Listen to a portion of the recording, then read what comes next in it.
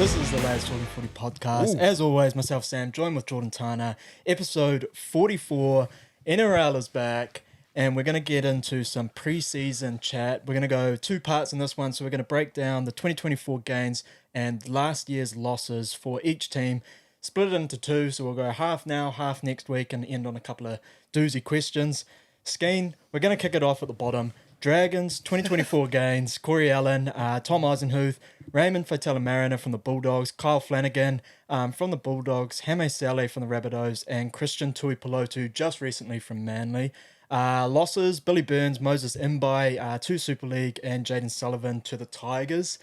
As for the Dragons, what to expect this season, mate? What are you thinking? I didn't expect a lot last season. I'm not expecting a lot this season. I do like some of their pickups. I think Raymond Faitala-Mariner and Tom Eisenhuth are some good pickups for their forward pack. That'll bolster them in that department. But a lot of their changes don't move the needle. I don't like what has happened to them in their halves position. I don't think Kyle Flanagan is a bad player, but I don't think he's amazing by any stretch of the imagination. And I think Junior Amone and Jaden Sullivan both showed glimpses of some real potential in that position to be paired with Ben Hunt. So ultimately, I think it's a downgrade in that position. Mm-hmm. It's a hard team to really get a feel to what will happen with them because they did show glimpses of talent last year. Like there were some games where I think they put the Roosters away and you're like, oh, okay, here we go. The Dragons are actually a promising team, but at the end of the day, they were 16th, second to last with a 5-19 record. And you don't know if Shane Flanagan's really going to come in and change things. You don't really know the effect of a coach. Like we just got to admit, we didn't think the Warriors would do as good as what they did last year with the effect of Andrew Webster, but came in, changed things completely, changed the culture, did a full 360. I couldn't agree 180, more. sorry. Couldn't agree more. I mean, the Warriors, they had the forward pack to go along with that, though. Whereas when you're looking at the Dragons, there's not a hell of a lot that sort of stands out in the way of punch. Yeah, that's what I'm saying. They don't move the needle. Like, Tom Eisenhuth's good, but he's not like an Aiden Fanua-Blake. Exactly. And for me, there's two circles this season on the Dragons, and that's Tyrell Sloan and what he's going to do this year, and what is going to come of that situation with Ben Hunt as well. It's come out and said that, I think it was just recently, Flanagan said that if Hunt wants to go, more than welcome to go. Yeah. What's that going to be like if we're already talking that sort of situation at the start of the season? How's that going to play out? For me, if Kyle's coming in, it's kind of like your understudy for a way of what's going to be Ben Hunt's exit, and then the young guy will come in from there. And then what do they get in return for that as well? Because they're going to be wanting a player back for him too. So the Dragons, it's going to be a very interesting season to see how this all plays out. But for me, I'm looking very heavily at the spoon for them in this one. Okay, well, I've actually got that here. I've said they go down one position to the spoon, but they get one more win. So I'm just going to say they get 6 wins and 18 losses, but still get the spoon in a competitive comp this year. I like it. Yeah. Moving on to the Titans. So 2024 gains, we've got Harley Smith-Shields from the Raiders. They've also lost Patrick Herbert, who was released last year. So not a hell of a lot changes for the Titans. There was a lot of re-signings for them. You got Tino, you've got David Fifita, who had an outstanding season last year. And you've now got Des Hasler, who's got the reins from the start of the season as well. It's going to be interesting to see how they go moving forward. We've got AJ Brimson moving into the centres. They've come out and said that's where he'll be going. So it's going to be interesting to see how that sort of all forms. I'm expecting a big year from Cam Pereira. I really like the Titans this season and how they're all going to sort of come together. There's a little bit of a question mark again for me over the Tana Boyd sort of situation, how the halves will start to play out. And then you've got the big question mark on fullback as well. And can Jaden Campbell actually step up, or will we start to see some young guys come through as well? Yeah, well, they've got Keanu Kenny also waiting in the wings there. He's a very talented young player. The Gold Coast Titans, again, like the Dragons, a hard team to really get a feel as to how good they will do because they have that new coach coming in, and it is a really credentialed new coach as well in Des Hasler. I think he's going to be good for the forward pack of this team. He's going to bring an edge to the way that they play through the middle with your weapons like your Tino like your big Tinos, like your David Fifitas as well. You've got some good, talented big forwards. Bo Femel coming back from injury. Keenan Palacia, I heard they picked up from the Broncos. So there are some good players in that Titans forward pack. And they had shown glimpses, especially on that left edge, of a very dangerous attack last year. There's still a lot of questions around certain positions. I'm not really willing to give them a huge jump into the top 8 or top 4 in terms of projection. I actually think some of the other moves that teams have made are a little bit better than what the Titans have done. So I'm really tentative of putting them in that top 8. So I don't know where to put them. I've actually said they've gone down somehow. I've done my ladder and they've actually managed to work their way down with one less win, getting 8 to 16 this year at 15th. So. I agree. They finished Yeah. 14th last season, Yeah. and I see them as just a headache team this year. Yep. I think they're going to be a team that's sort of come the back end of the season. They're going to be pushing around that mathematical equation of we beat here, some teams lose here, then we could push the 8. But they're going to be that team that's going to cause some upsets for those Yeah. top teams and stuff like that as well. And it's going to be interesting to see how they develop moving forward too. Foreign, I think he's on his way out, so it's going to be how That's another he thing, sort of yeah. complements these players. We saw David Fifita absolutely have a fantastic season Outstanding, last yeah. year, and that was off the back of the usage from Foreign and that confidence coming through. And who's going to be that guy that sort of stands with Tino in the middle and starts to bang and move Yeah. them forward? So the Titans are going to have an interesting season. Health is a huge thing with this team as well, because Jaden Campbell, little guy, he has been shown he can miss games through injury. He can get beat up a little bit.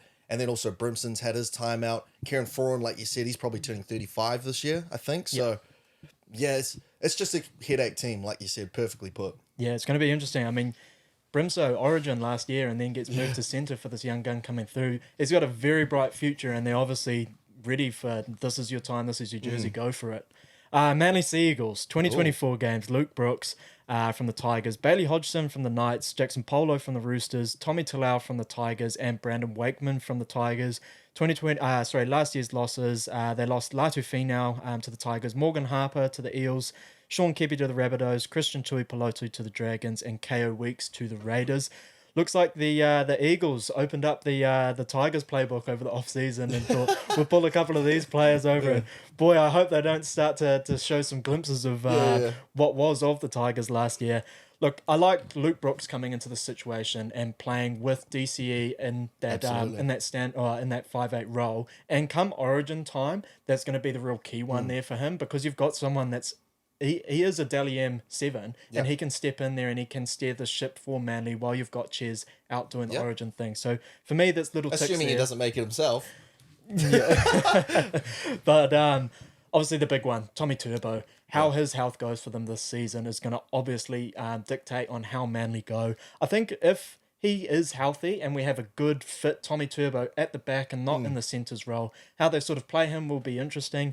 I can see Manly making a real push inside this top 8, but it's going to be interesting to see how it plays out. Yeah, well, I'm a little bit higher on your team than maybe you are, because I see Manly taking a little bit of a jump here. It all depends on health, like the Titans, because Tommy Turbo's definitely had his time out. But, you know, we gave him a little bit of stick last year with the Tigers and said he was maybe one of the key reasons why they weren't performing, because of his inability to, you know, control his running game and control the pace of a game for the Tigers and get them wins. But I think he's going to be a real big pickup here, because when you've got DCE on the other side, who is really good at just game managing and controlling a game with his boot, with his running, when to take over, Luke Brooks can just worry about one of his best assets, and that's his feet. He's really good at, you know, looking up, sensing when there's a big forward on them and going, right, I can change my acceleration here and skin this forward. And, you know, I think him working with Anthony Seibold, and Seibold doing a good job for them at the start of last year. I know Manly was looking real good until, you know, the injuries came in and they fell apart. I think they can make a jump. I've actually got them sitting here at 5th. I know you've got a theory coming up a little bit later in the show that makes me think I might want to push them into 4th, but I've got them sitting at 5th just because that injury cloud over them does concern me, especially with Tommy Turbo being such a key piece. I've got them winning 15 games and 9 losses, which is up 4 games from last year. So, Manly, I've got high hopes for them. Yeah, I like that point that you brought up with Luke Brooks as well. And when you've got Tommy Turbo sitting in the boot of that as well, and there's going to be a lot of focus on him from the defense, he has the ability to skin them. Yep. So it's going to be good to see how he links on that left edge with him as well, because when that was flowing for Manly last year, the floodgates went open. And it's going to be then interesting, Sabi on the other side of that. If DCE, Olaquadu, and Saab can get firing, both sides could be very interesting for Manly. They've got a perfect team for a game breaker like Luke Brooks that has shown potential in the past of being a game breaker. They've got dudes that can support up and on the inside and score tries from anywhere. So, yeah, it's exciting stuff. Of the Bird Gang. The Parramatta Eels, so 2024 games, they've gained Morgan Harper and Kalma Tuilangi from Manly. Last year's losses, Wonga Blake to Super League, and obviously Hodgson retired.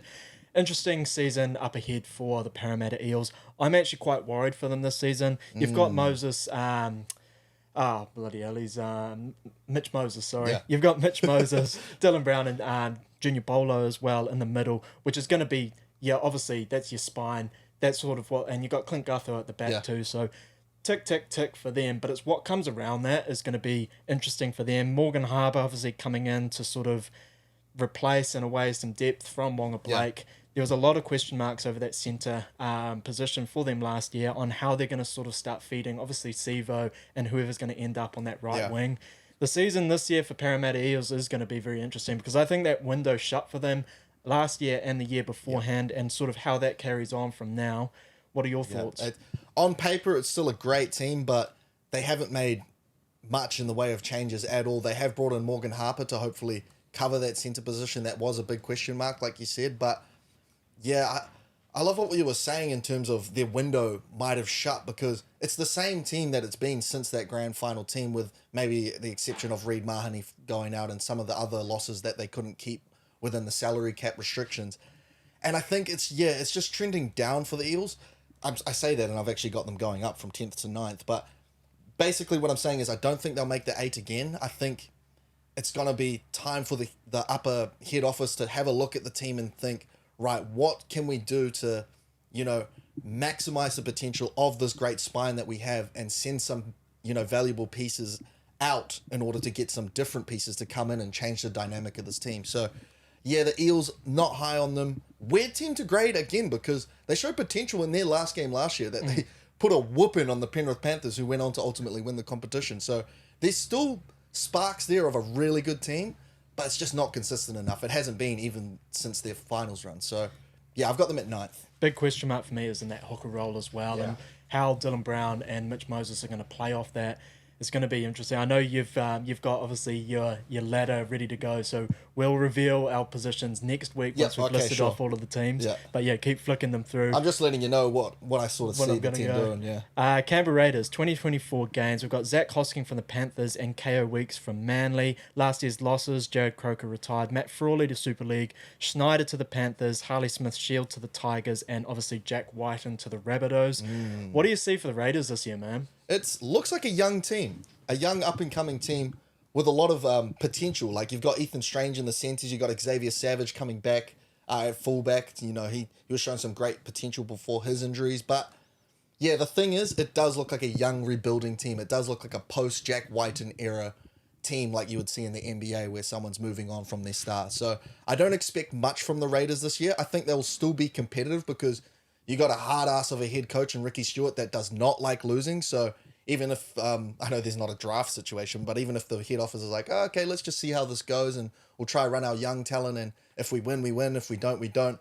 I don't think Ricky Stewart's going to stand for it. So I still think they're going to win some games. I don't see them going down the bottom of the ladder. I do have them at 14th, just a little preview for next week, with 9 wins and 15. But yeah, I think it's just a rebuilding phase for them with all this young talent and trying to get them adept to the NRL scene. I'm complete opposite to that. Really? You've got Wyden leaving, obviously. Yep. He's in that 5'8" role, and I think a lot of the Raiders' problems last year is we had Fogarty in there and Wyden, and it was just sort of clunky on what side we were going and who was sort of demanding it and how that was all playing.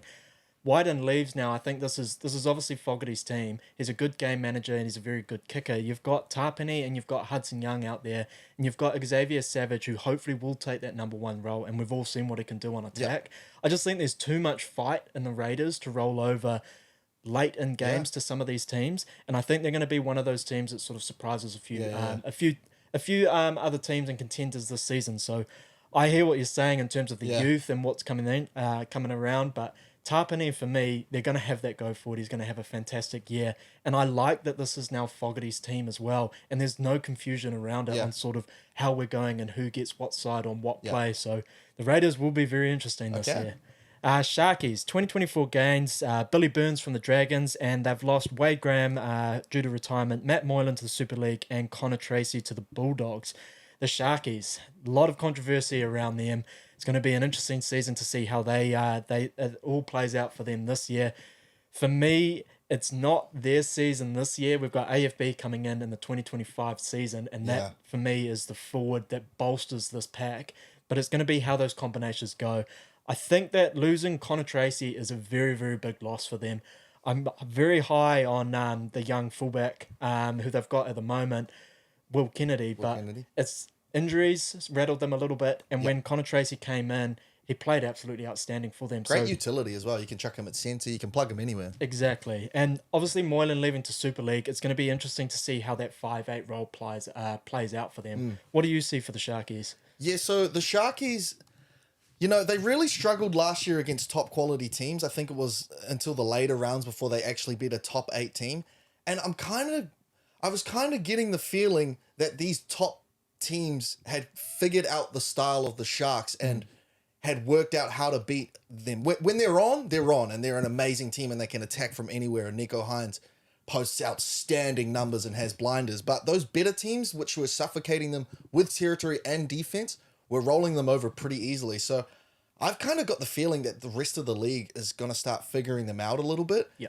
Especially considering that they haven't made much in the way of changes. They've actually just lost a few veterans in Wade Graham, Matt Moylan. Finucane's getting a little bit longer in the Finucane, tooth as well. Yeah. So I actually think they're going to go down as well. I think they're going to not make the top 8 this year. I know Matt Gemmell and Ethan McCarthy are going to be listening to this rolling in their graves, but I think the Sharks are actually going to struggle this season. They have told me to keep an eye out on Kyle Iro, who I think they're going to play at centre over Sifa Talakai and have Talakai come off the bench and, fill perhaps a second rower / centre utility role coming off that bench. So I think that is a positive move because, Talakai kind of comes and goes in terms of momentum and form and isn't always the most, consistent in terms consistent of player over the course of a whole Yeah, game. yeah, If you're bringing exactly. him on, like you said, at the end or the injection. just to the end of that 40 and then start the second half and it's just a big cannonball through there. Yeah. He's got the silky hands to go with it as well. I like the move. Yeah, so I've actually got the Sharks dropping from 6th to 10th and going 12-12 this season, splitting it 50-50. I think teams are going to be a lot more prepared for their attack from anywhere aggressive style this year. Yeah, and I agree in terms of the attack from anywhere sort of style. They're a very expansive team. And those top 8 teams, when they were coming up against them, they Yeah. knew how to defend it. They knew how to shut it down early. And it's going to be interesting to see if they've learned from that, how Nico sort of manages those games as well. He's going to have a very big season this year. But you can't rely on him too much, and it's going to be interesting to see who that player is that steps in and takes that load off him. I'm expecting a big season from Blake Bailey and at number 9. Yeah. I think he's one of the most underrated hookers in the league agree. at the moment. So the Sharkies, it's going to be interesting to see what comes of this season. Moving to the Wires. 2024 Oh, yeah. games. Kurt Capewell from the Broncos, Chanel Harris-Tavita, and Roger Tuivasa-Sheck. They saw what was happening last year and they've decided to come and join back in with the Wires. Losses, we're losing Josh Curran to the Bulldogs, Bailey Sirenen to Super League, and Viliama Vailea to the Cowboys, who for me is actually a huge loss. It would have been fantastic to keep him around the club, Yep. but no denying you can't keep him over Roger Tuivasa-Sheck. Yeah, exactly. The Warriors, what do you see for them in 2024? Well, I mean, grain of salt because I am a Warriors supporter and I am very optimistic for them this year because they had a hell of a season last year and they showed a complete game and complete improvement across the board. Defense, attack. Sean Johnson was in MVP form, Dally M form, but didn't quite get it.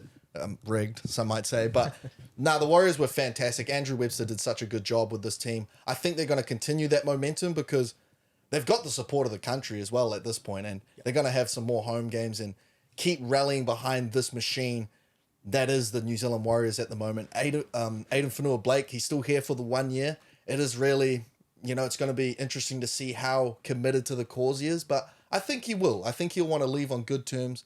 We've got such a rabid fan base that has, supported him and embraced him, and I think he'll want to leave with a title for the Warriors. I'm not saying we're going to get it. I'm not going to go out on my sword and say that, but I see improvement for us. Roger Tuivasa-Sheck can only improve your team because he is a consummate pro. He does, make the odd mistake in both rugby union and rugby league, but at the end of the day, he's a hardworking, great culture guy that always shows up in great nick and, can inspire these young boys in the Warriors team to good performances. Kirk Capewell, another great pickup, man. Josh Curran, I'm going to miss him because he was such a fantastic player, such a hard workhorse, but Kirk Capewell, skillful player, like ball skills to like a New South Wales Cup level half almost, and then also a great runner himself. So I love the pickup of Kirk Capewell. Warriors, I see them going up. Yeah. I know it's optimistic, but I see them going from 4th with 15 wins, 1 draw and 8 losses to 2nd. I got them coming 2nd on the ladder at 17-9.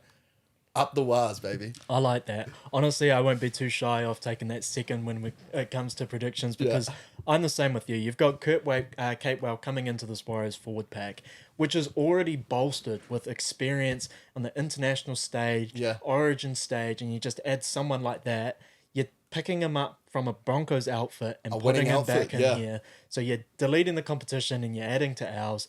Roger Tuivasa-Sheck is going to be the one to watch for me this season in terms of the buy of the season, because when it comes to attack, it's going to flow. It's going to look very, very good on that right side when it finds its shape, and also with him playing that roaming sort of role is going to be, I reckon it's going to be absolutely lethal between him and C&K in the middle. What are you going for? But it's the defense, and that's the Warriors leaked a lot of points last season on DWZ's side, and then you get Tuivasa-Sheck, who, yes, he's been playing midfield in rugby union, completely different sort of game in terms of how you're reading and how that's all playing out. And he's been a fullback or a wing in rugby league. So slotting into that centre position, he's a bit bigger, but how that defensive sort of cohesiveness works for the Warriors is going to be interesting to see how they target that side. On the other side of that, though, Chanel Harris-Tavita, we've got a lot more depth now in the half situation. Defense as well. He's a great defender. Exactly. Yep. And that's why I want to be looking at that left centre position for him and sort of how that's going to go this season, because he's a big body and he loves to bang. Yep. And I'm expecting big things from Luke Metcalf this season, and he's sort of that guy to take the Warriors forward post Sean Johnson. I think he's going to have a fantastic year, and I see them spending a lot more time down that side running the football. And he's going to get a lot of game time. But I see Chanel Harris-Tavita, coming in and maybe taking up that left centre spot, which would be interesting. I really like Rocco Berry, though. I think Rocco Berry is a great player. But, yeah, Tavita Harris has got that little bit more ball skills and nous that maybe a half can offer that a Rocco Berry not quite can. Exactly. And he's got a shoulder element as well. And as for the C&K, the RTS, the CHT, the AFB, the abbreviation that's out the gate for the Warriors this season. There's going to be a lot of content. It's going to be like a Grand Theft Auto cheat code, like saying all the backline. Moving into the Broncos, the last team that we will preview. So it is the 2024 games. Fletcher Baker from the Roosters and Jaden Hunt from the Dragons. Not a hell of a lot of depth or experience coming in. They lose Kirk Capewell to the Warriors. They lose Herbie Farmworth to the Dolphins, Flegler to the Dolphins, and Palacia to the Titans as well. A lot of losses for the Broncos this season. Herbie Farmworth is going to be a huge loss for them. How it plays out, I saw Tristan Saylor the other day had an absolute blinder in the preseason. Oh, man. I think it's only a matter of time before someone tries to find some sort of spot for him coming through. But the centres is going to be an interesting one for the Broncos. It's Reece Walsh's team, and we've got Ezra Mam, who's going to step up, I'd say, this season immensely. It looks like they're going to re-sign Billy Walters. Adam Reynolds, he was brought here to win a championship with the Broncos. It's got to be this season. Yeah. Do you think they can do it? Man, I'm not going to stick my neck out on the line yet with them just because they have lost so much talent. They've lost some really key players. Herbie Farmworth was... Did he get Dally M Centre of the Year? Yeah, he was an outstanding player for them last year. Tommy Flegler, underrated for a bit of niggle and a bit of grub. I think Corey Jensen is just as good as a Tom Flegler in terms of effectiveness in running and stuff like that, but Flegler adds a little edge that, can fire up the boys and get them going. He's going to be a big loss. Kirk Capewell, we've already highlighted what he can do for a team. He's going to be a big loss, but I do like the depth they have coming through. I do like some of their big giants they've got waiting in the wings, and Xavier Willison, who's about 6'7", and they're like, oh, okay, he's pretty big, but let's get Ben Takura as well, who's apparently 6'9", a youngin in the wings waiting to come up and make his topside debut. So they've got some absolute monsters ready to come in. If they play all three of Payne, Haas, Takura, and Willison at the same time in the same rotation, like off the bench or starting, it's going to be scary for a lot of teams, man. And I kind of like the thought of that. The main point for the Broncos for me is chip on their shoulder. Yep. They're going to be playing with an absolute chip on their shoulder, and I've actually got them here getting the minor premiership, coming first in the competition with 19 wins, going up from 18 wins last year. I think they're just going to play real hard every game, start flowing just like they were last year. I mean, their offense was so beautiful last year. One of the most entertaining teams to watch in the whole league. I think that can continue forward because they still got that spine that they had last year where it was going so well. It's just whether they can get over the final hump with some of the key contributors to that near championship performance last year is still a big question to me. But I'm high on the Broncos. They'll do good again this year. I think one scary thing for the Broncos is it's come out of the early State of Origin camps, and Kalen Ponga saying that he wants the Queensland #1 jersey back. Okay. Reece Walsh is going to want that jersey as well, and he's going to need to hit the ground running with it. So I think you've got the chip on the shoulder, and you've also got the Origin sort of stuff coming through as well. So I'm expecting a very big season for Reece Walsh, and sort of how it all complements, because I think Ezra Mam can now take a little bit more of the pressure off Reynolds and just allow him to do his kicking game and get them around the park and just keep him healthy and keep him on the park. But Reynolds was in the conversation for taking over that Blues #7 jersey last year when Cleary went down. Great season. Exactly. So they're right there. And Right there. this is the window that they need to take as well. So They were one man away from having a championship last year. If Nathan Cleary was never born, if Ivan just, kept stayed at the wires. stayed at the Waz, this would have never happened, man. It's gonna be interesting to see how the Broncos season plays out. Now, top point scorer for the season. I'm going to start us off here. I'm going to go Val Holmes. He finished 8th last year, but I the like Cowboys were very up and very down. For me, you're looking at two things. You're looking at guys that score tries and guys that kick goals. Try scoring centre to go along with the goal kicking. Big season this year, I think, for the Cowboys, and that's why I'm going Val Holmes to take home the top point scorer, and you can get him at $6 at the moment. Oh, okay. I was trying to look at potential candidates. I had my eye on Ruben Garrick. I did have my eye on Valentine Holmes as well, but I just see the try-scoring ability of Jermaine Asako and him scoring 24 last year. Him kicking as well as he was from like the sideline and from everywhere. He had 244 points last year, which I believe was 26 more points than Nick Meaney, who was in second place. So, man, it's not much value, $5 for Jermaine Asako, but I just think with his try-scoring ability and goal-kicking ability, I think he will be the top point scorer again for the Dolphins. And the Dolphins will improve. We'll get to that next week, but I think they'll do a little better. I agree. And, I mean, you can't turn your eye away because I was looking at Ruben Garrick as well. Yeah. Wingers, centres, guys that score tries, guys that kick goals. That's where you want to be putting your money in. Well, I was going to pick Garrick for a bit of value, but I see they're trying to, with Tommy Turbo come back, he's going to be playing more on the centres because they've got some good wingers there now as well. So, yeah, I'm just thinking he's not going to score as much tries in the centre position. I agree. Top try scorer this season. Who have you got for that? Okay, so I've gone a little bit homer with this as well. I've gone Dallin Watene-Zelezniak for the Warriors, paying $12 to get top try scorer for the season. But, it comes with some stats to back it up because last year he had 24 tries in 20 games, including the playoffs. And during the regular season where the stuff all counts, he had 17 in 21 games, which was a league high rate of 1.24 per game, which is, I think the next one was just one flat from Jermaine Asako. So to have 0.24 more tries per game than the next guy means you're scoring at an outstanding clip. Like the Dolphins, I think the Warriors will get slightly better. He'll go over for some more tries and, capture that crown again. I agree. Not again, for the first time. He actually didn't get it. I'll hold your hand on this one. Dallin Watene-Zelezniak. Last year, like you said, 24 tries in 20 games. He was 4 games short of Dom Young, who took home the crown, and he was 1 try behind him. Yeah. You add RTS into that centre spot, not only does he demand more attention, but there's more silky hands for DWZ to be finishing. And like you said, $12. I reckon that right side for the Warriors is going to be absolutely humming, so jump on that before it starts to drop. Now, to end us here, so what I've got for you is which team makes the top 4 after missing the top 8 the previous year. So this has happened for the last 8 years in a row, with the last 3 recent being in 2020, Manly finished 13th. In 2021, they finished in 4th place. In 2021, the Cowboys finished 15th.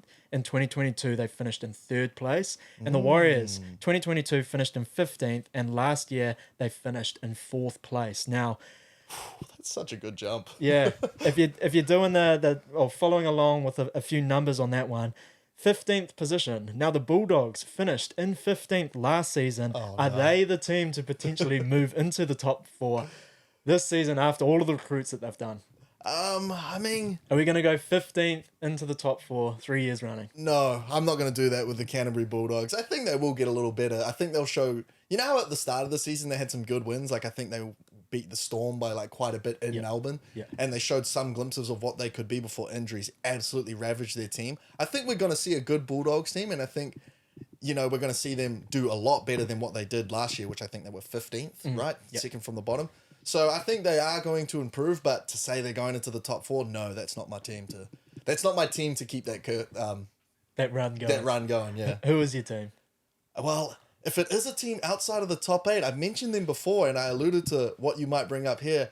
I said the Seagulls would end up in 5th, but you know, just to keep that little run going, I say they'll jump into 4th. I had them behind the Melbourne Storm just because I think Melbourne has a little bit less question marks over like injury concerns and stuff like that. I know they have Paps who have been in and out for the last 2 years, but they've been doing just fine without him. So I think they are probably more realistically going to be 4th, but numbers don't lie, man. Seagulls, 4th. I'm doing it. I like it.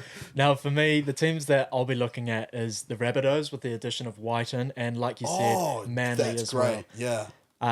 Brooks coming into the halves and a fit Turbo. I think they could really surprise some teams and make a very good run. But I'm going the Cowboys here. They are 3rd the year before last. Drinkwater will be huge. I think this season for him, he may be in the Dally M conversation. He may be in the Origin conversation. I was confused as to why they didn't even get him in to have a look at come the pre-squads around it. They obviously see Latrell, Turbo as those sort of cornerstone centres and relying on a huge season for Teddy. Injuries can happen though, and I see him being an absolute big part of the Cowboys this season. And like I said, Viliama Vailea is going to be a huge replacing Peter Hiku in that centre role. I think he's going to have a good season this year. And you can jump on the Cowboys at $3.50 to make the top 4 as well. So not bad value there and a pretty good side. That's all we've got for the first part 1 of the preview. Tune in next week. We will do the second one. We'll list off our full run of the teams and get some Dally M early predictions. So enjoy, and we'll see you next week.